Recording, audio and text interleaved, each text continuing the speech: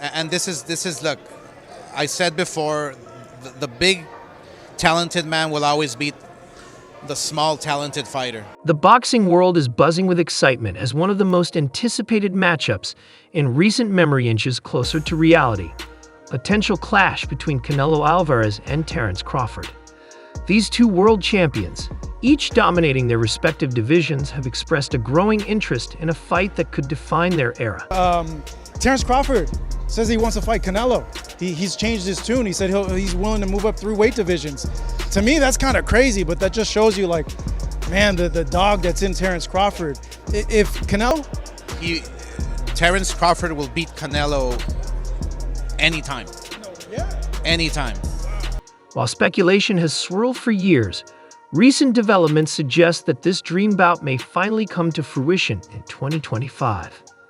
Canelo Alvarez, widely regarded as one of the best pound-for-pound fighters of his generation, has consistently proven his dominance across multiple weight classes, from light middleweight to light heavyweight.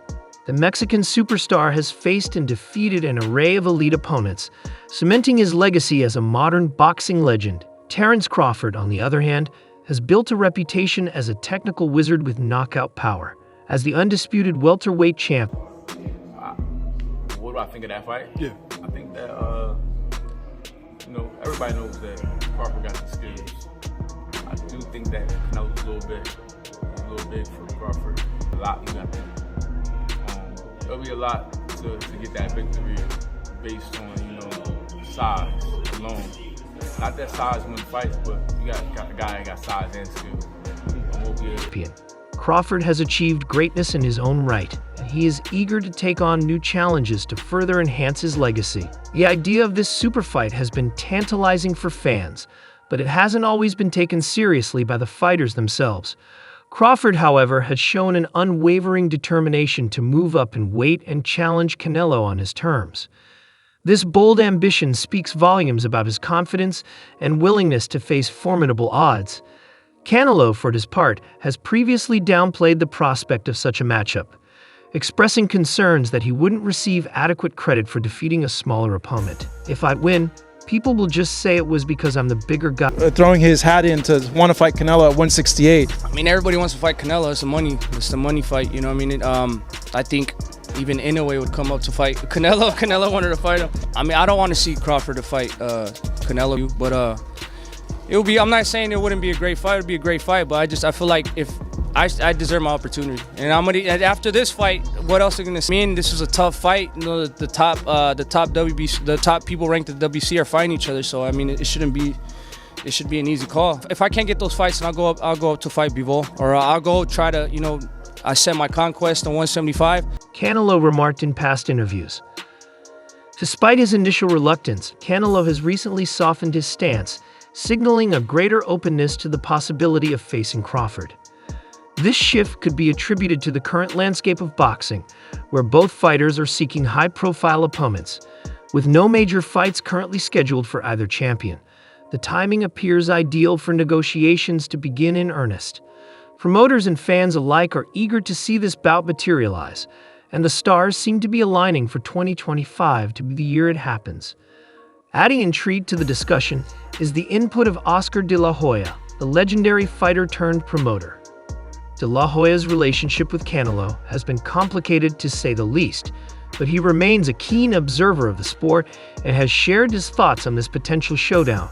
I've always said my predictions are unbiased, De La Hoya told Fight Hub TV, emphasizing his objective perspective on the matchup. De La Hoya's analysis. Just too much overall. Like, is that kind of the same thing with the Crawford and Canelo because of the weight classes, the weight between them? Yeah, I believe so. Highlights the physical disparities between the two fighters.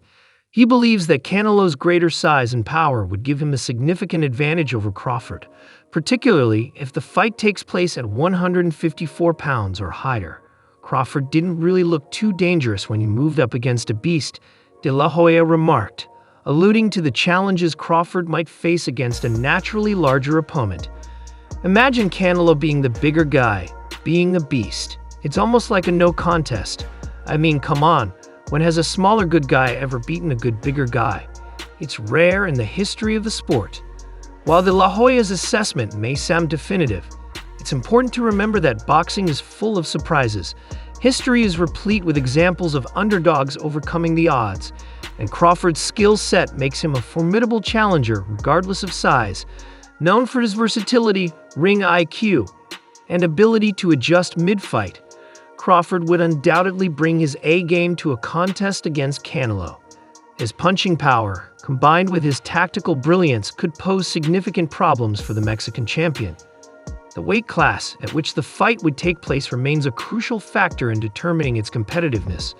Crawford has spent the majority of his career at lower weights, whereas Canelo has operated successfully in higher divisions, even capturing titles at light heavyweight.